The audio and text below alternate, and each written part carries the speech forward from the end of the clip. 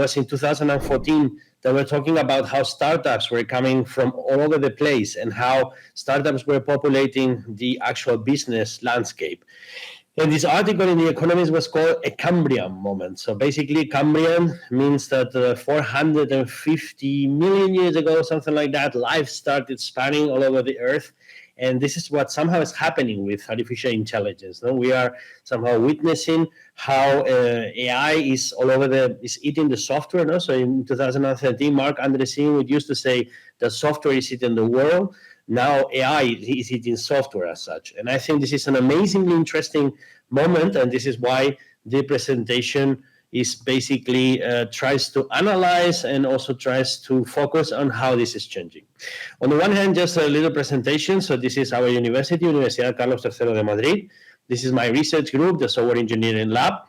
And our research lines, so probably you cannot see them here, but they were coming from the semantic technology perspective. No, we had many research lines on how semantics, and I will talk later on about semantics, how semantics are changing very much, or the artificial AI, and many papers these days think that semantic technologies are the forgotten wave of artificial intelligence, because we are now focusing on other types of artificial intelligence, but of course, all the work and all the research we did for many years was coming from them.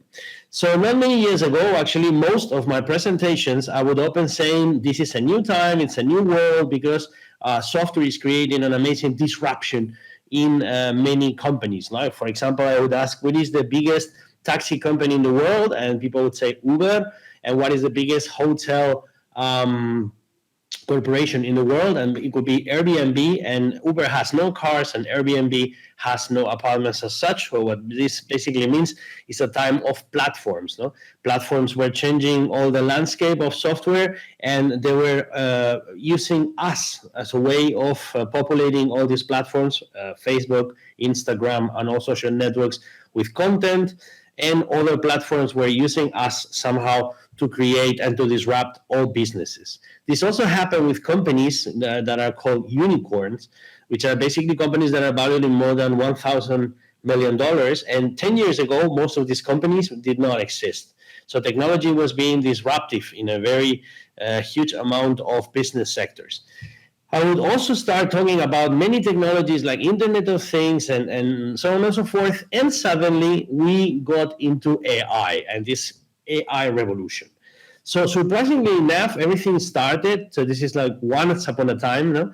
Everything started somehow when ChatGPT was released, but the most important thing is that we should always see or analyze where does this come from. And this comes from the rise of the transformers, which is the very, let's say, scientific body of GPT, or of ChatGPT.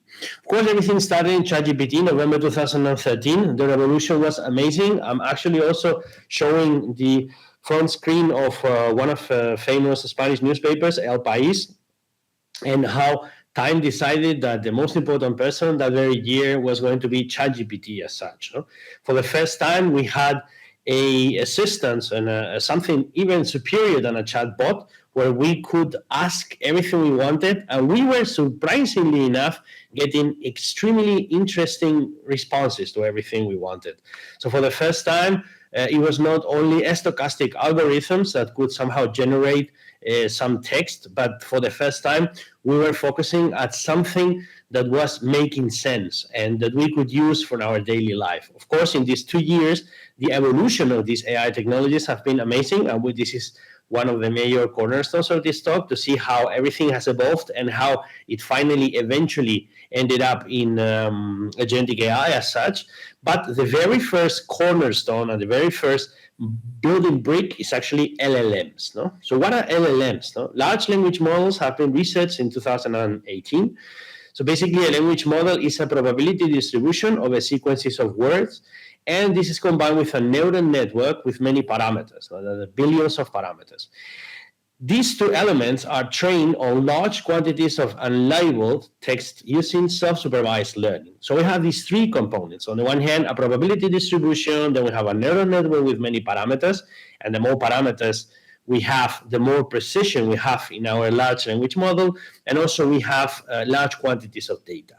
These three elements are fundamental for what is actually happening with what we call now generative AI. Generative AI would somehow encompass all AI trends that are using large language models.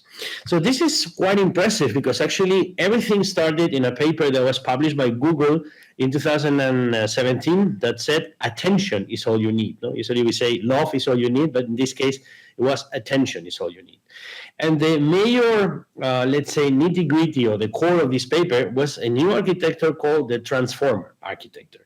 And this architecture, which apparently was going to be one of the many architectures that were used for this kind of technology, a fundamental step for the generative AI evolution.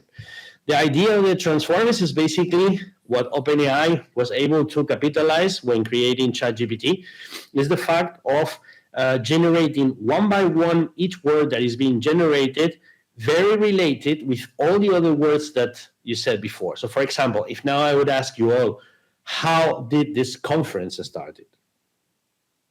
With which word? Now, you might be thinking, what did he say? He said, buenos dias. He said, thank you for inviting me here. It's not very clear. Why? Because we cannot retain each and every of the different words that have been said.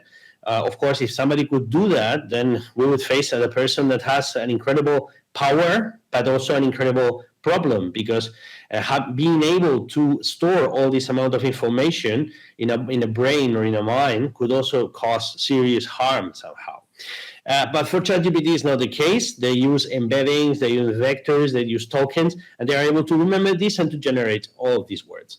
So OpenAI did something that is very common in Silicon Valley, which is this thing that move fast and break things. They basically released ChatGPT, and we started using it. Of course, OpenAI was backed by Microsoft, and most, not only through investment, but also most of the Azure cloud, which is the cloud of Microsoft, was being used as a computational bedrock for OpenAI. And of course, the other tycoons of Silicon Valley, like Google, Apple, and Amazon, didn't take too long to also launch their own artificial intelligence strategies. Well, for sure, ChatGPT was amazing, but also generative AI for images was quite an incredible step. Now we have DALL-E 2, Midjourney, or Stable Diffusion that also changed the way in which we could generate videos or images. So far, the technology hadn't provided very useful tools in that sense, but of course, this was a tremendous change in the way of generating this content. Also, it's very interesting to see that ChatGPT has been the most widely, fastly adopted technology in the last decade and probably in history. So if we look at, for example, the amount of users that ChatGPT took 5 days to get, which is 1 million users, Instagram, which is also a widely used social network and is widely used also for young people, it took 75 days to reach that threshold. And Spotify, which is also widely used for music consumption, took 150 days.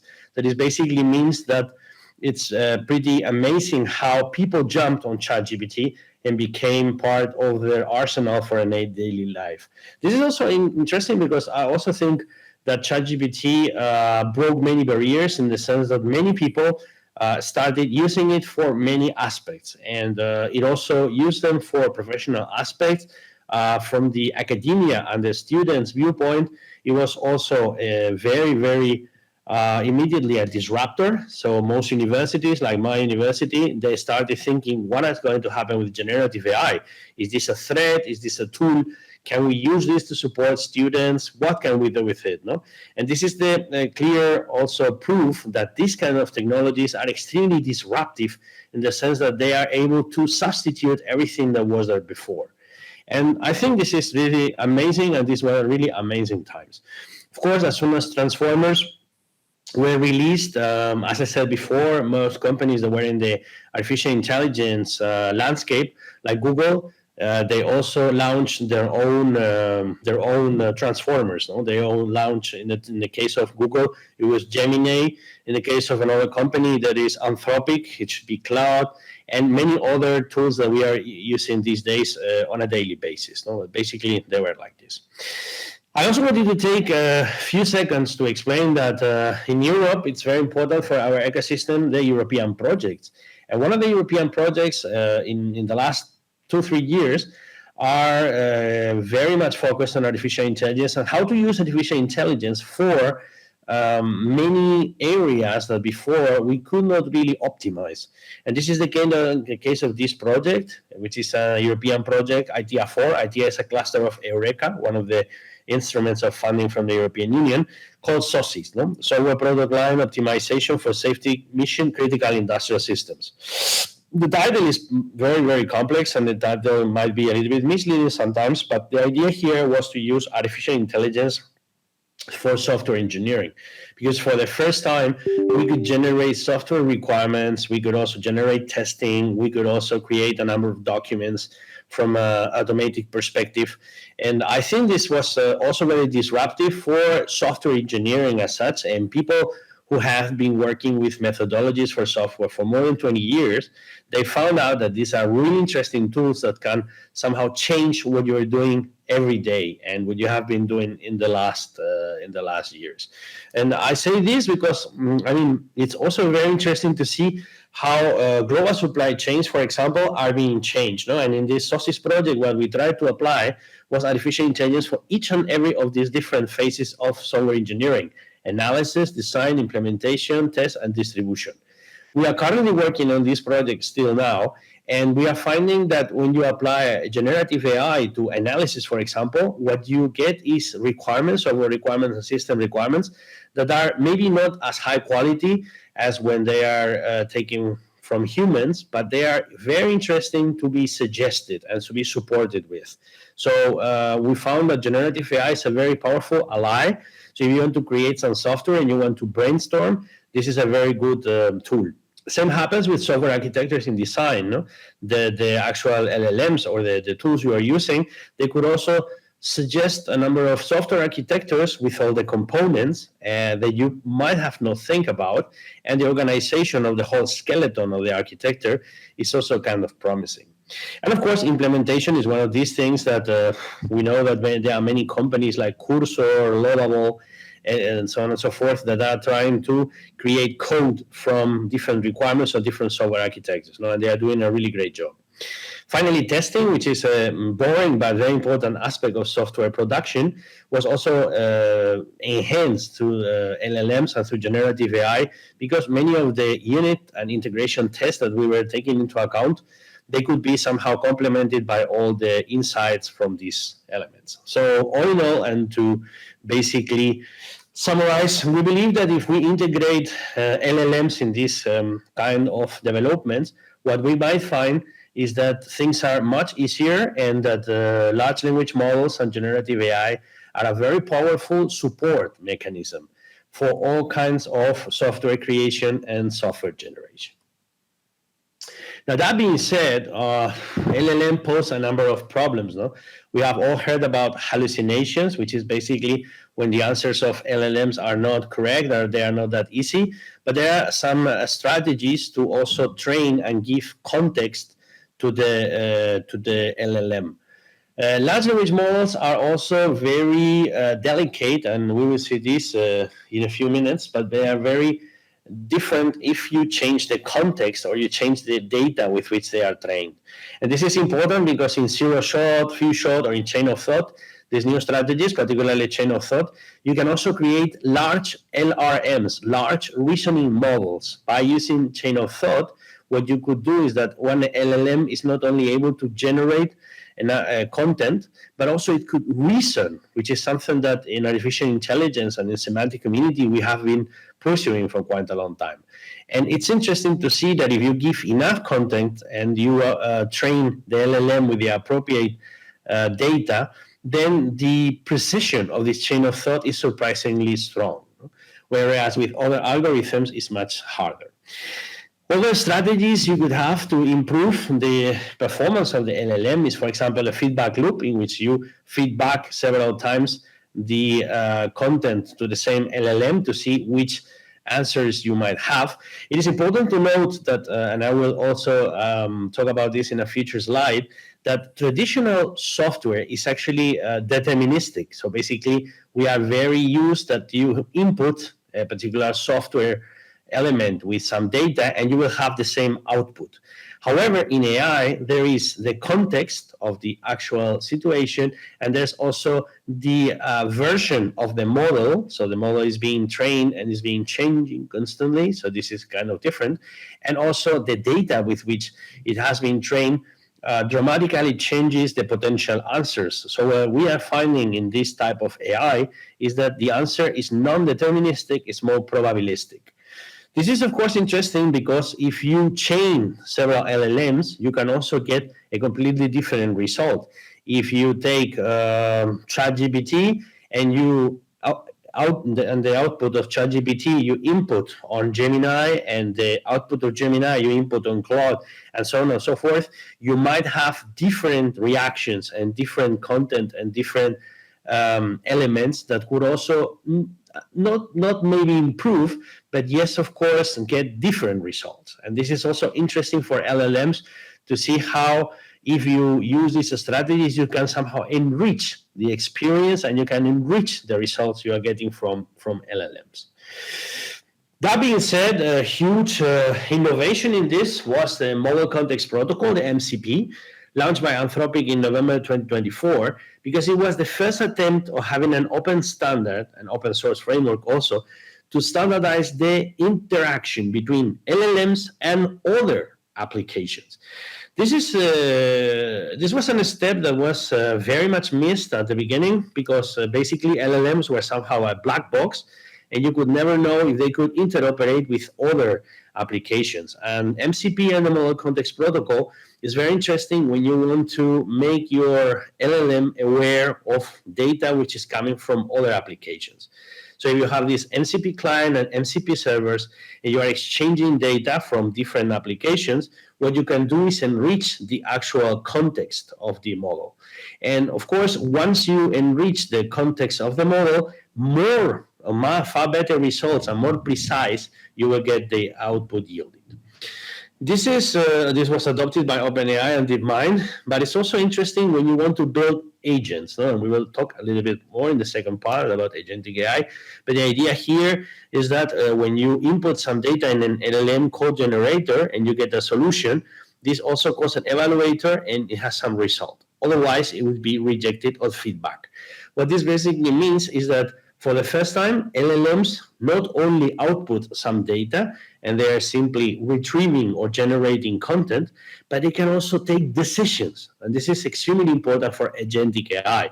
And this is one of the major differences between agentic AI and generative AI. In agentic AI, the agent could have the capabilities of decide and achieve a certain goal.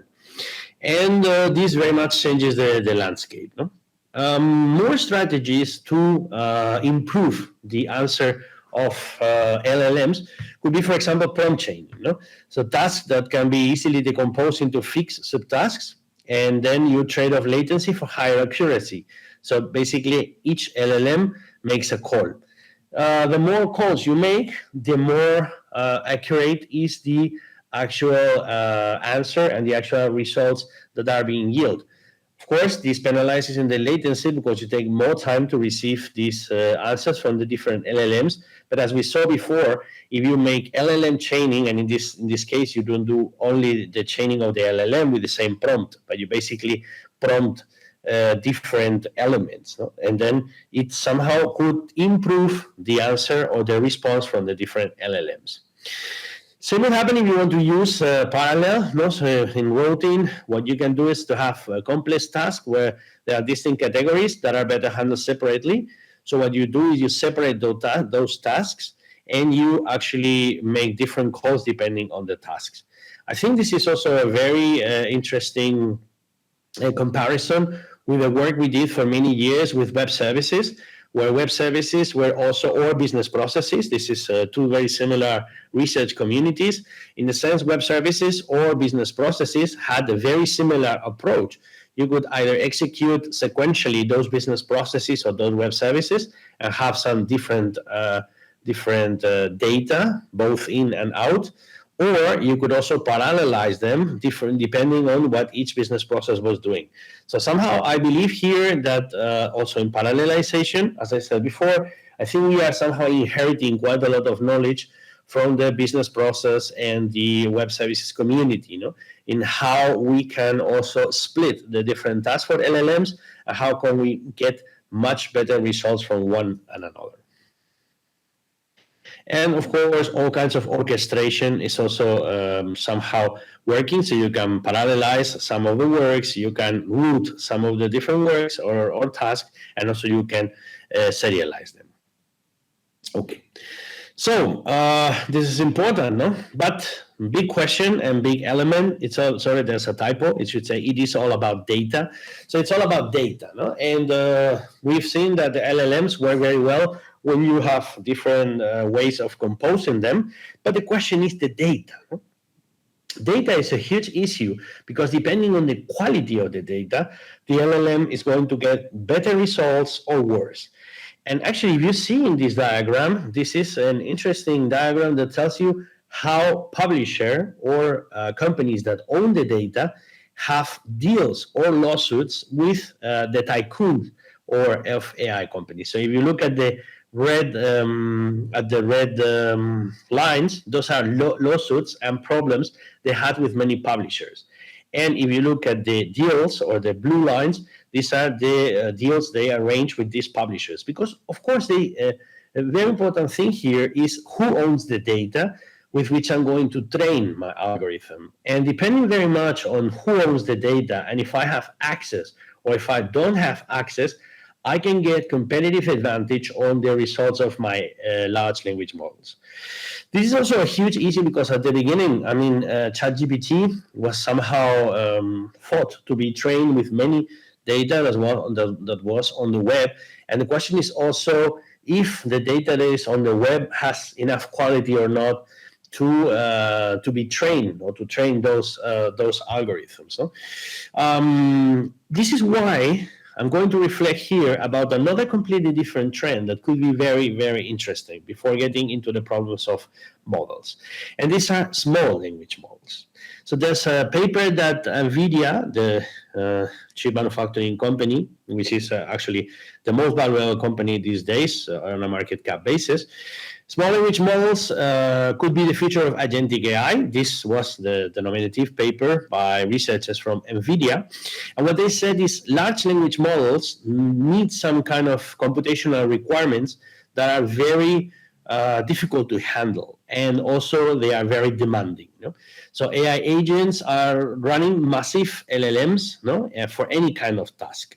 And this is very interesting because it is true that sometimes when we use LLMs and we, of course, compromise a certain latency and a certain performance, we somehow have the feeling that this was too much. And maybe if you have ever faced a very simple task and you use Gemini or ChatGPT or Claude for this, you might think, I think I'm doing too much, so it's not really necessary to use a large language model for this.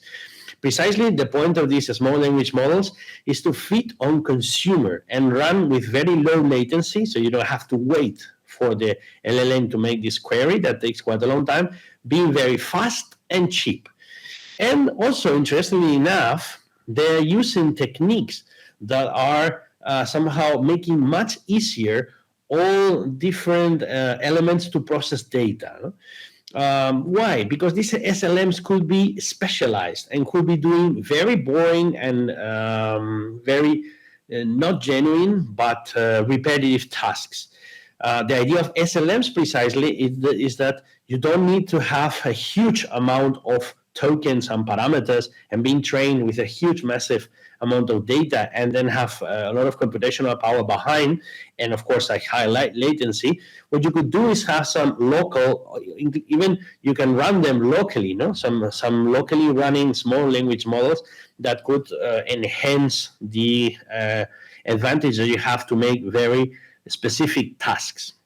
This is also interesting because if you look at the comparison between SLMs and LLMs, so for example, the number of parameters they are using is on the range of millions to tens of millions, whereas LLMs need billions to trillions. And of course, as we have seen before, the more data the LLMs are needing, the more massive amount of parameters they are going to need. Also, if you look at the training data, in SLMs, you have more specific domains and smaller computational needs. In the case of LLMs, you have huge amount of data sets, and you of course require more and more computational requirements that also need more and more energy, which is something that is also something to consider. Costs, this is also, again, SLMs have a much lower cost to train and operate, and of course LLMs are sometimes skyrocketing the amount of cost they're requiring. And domain expertise, the SLMs are fine-tuned for specialized tasks, and of course LLMs are very generalistic. I think this is a huge issue, and I think it's a huge element that we should take into account, because computational requirements and a huge amount of energy that we are using for LLMs bring us to many problems. One of the, not problems, but maybe interesting situations that could happen is that you have model distillation. Model distillation means that you have the outputs of public models to train other models, and then you achieve a functional partial model. There was quite a lot of accusation when DeepSeek, the Chinese LLM, was released. I think it was not that long ago, that they were using distillation of other models to train each system. And this is also could be a very interesting strategy if you don't have the huge amount of computational power and energy that is required, not even looking at small language models, but also using this model distillation to get better results. So having some teacher model that is able to do this knowledge transfer to a student model. And the student model is somehow a very functional partial model of the teacher one, which I think it's a very interesting strategy. And of course, what we should avoid also is model collapse. Model collapse would happen when we train our model, but it's getting continually degraded due to errors coming from uncreated training data. This is something that is happening in, for example, many of our EU projects, research projects. We're having the problem of not finding the correct data. So, for example, we have, if you look at this SOSIS project that I mentioned before, when we want to use data from software engineering companies, many of the times they say, no, it's impossible. We cannot give you this data because, it's proprietary and it's part of our business intelligence. By saying this, we also somehow acknowledge the fact that they do not really believe in the power of algorithm, because the power of the algorithm implies that you need to train that system properly with something that is real data. And what we do, because we have to survive somehow, is to create synthetic data. Now, synthetic data, which could be coming from other models or could be coming from probably a model that is generating this synthetic data, has a problem of potentially deriving to model collapse, in the sense that each time you are using uncreated training data and synthetic data, the quality of the data is degrading more and more. In the EU also, there's a very interesting initiative that is called European Data Spaces, that is basically trying to solve this problem by providing real data, which can be used only for federated agents that are able to access that particular data. So you ensure that the data with which you are training your algorithms is extremely good quality, and for that, you will have the best performing algorithms. I think this is a great solution. And we have a research program that is tackling this issue. And this could, of course, help very much to improve the quality of the models. There's also, probably you have heard sometimes, something called the dead internet theory, that says that most of the content on the web is actually being generated by bots and by random applications that are generating content and hence degrading the general content of the web. Hence, this implies that if you are using this particular data, which is synthetic and is kind of generated by bots and other elements to train your algorithms, you are eating some polluted food, and your own algorithm would also suffer from that. So I think this is a huge problem, but of course there are many ways of combating it. But I think this is one of the major issues we are tackling these days in generative AI. And of course, energy issues. No, energy issues. This is a huge topic of discussion because, of course, most of the data centers that are being built are very much triggered towards artificial intelligence, but computational resources and energy resources are also at stake. And it's very important to figure out what is going to be the outcome of the future of these elements. So why a Cambrian revolution? Oops, sorry. For some reason, this slide is not showing its content, but I can very much tell you very quickly because I have the original here. So I will tell you, and then in the final slides, I will make sure it's there. So Cambrian revolutions. First issue is that products in traditional software are stable. However, in this generative AI, in this new AI, basically you will never have stable releases because the models are changing continuously. So if you see every week, the big AI companies that work on LLMs are releasing new models with new capabilities. So this means that if you have a product that was based on the previous version of the LLM, with this new version of the LLM, it might improve or it might be better or it have different capabilities, but of course it's different. So in this generative AI status, we always have things that are in beta version. We don't have like a final version.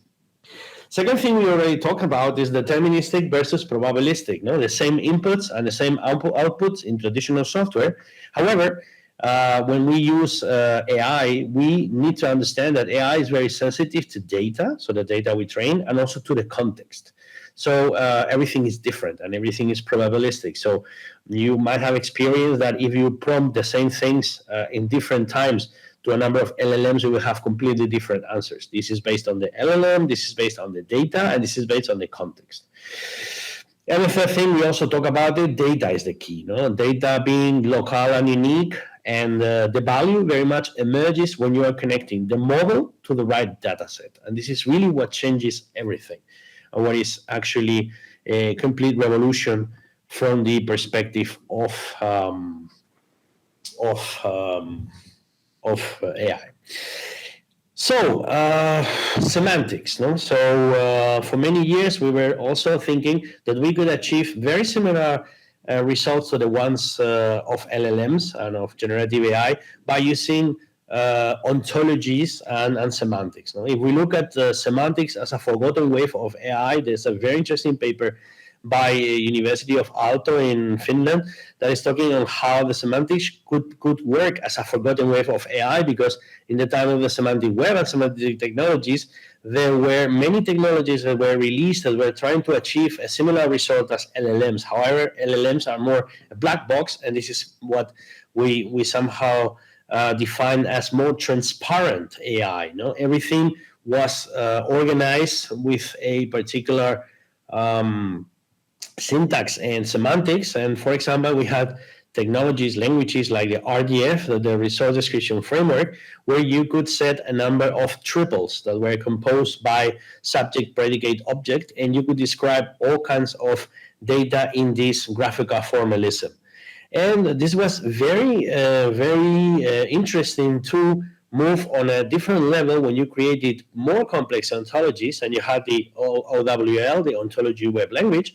So this was one step ahead of RDF in the sense that you could have much more reasoning capabilities. No, we had 3 layers. We still have, because this is still being used, 3 layers. Our light, which is a small subset, easier for frame-based tools to transition and easier reasoning. We also have RDL, where you could use description logic, and it was a decidable flavor of OWL.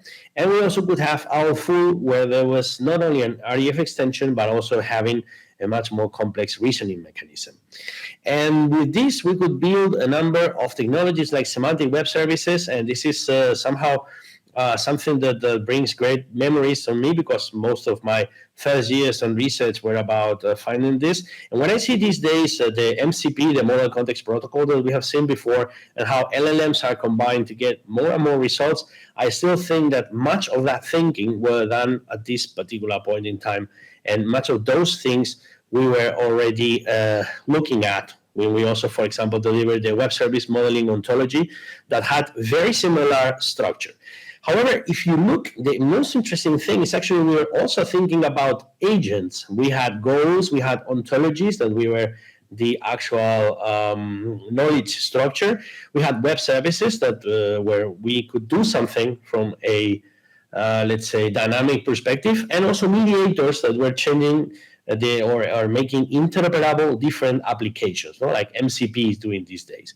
So if you look at these elements, now it's easier to see that there was quite a lot of thinking on how agents could be interlinked. And of course, the final stage of or not the final stage, but one of the next stages of the semantic technologies or semantic web was linked data, where we could have an RDF representation of many structures, like for example, Wikipedia, that was at that point in time DBpedia, and we could also put all this knowledge together. So, agentic systems. So once that we saw that already in the first, let's say, wave of this semantic technologies, we were thinking about goals, and we were thinking about a structure like ontologies that can have all the knowledge and also mediation between different technologies. Now it's easier to move from traditional AI or from the AI we have now to agentic AI, because agentic AI is definitely the next step in building not only semantics but also decision inside the traditional AI.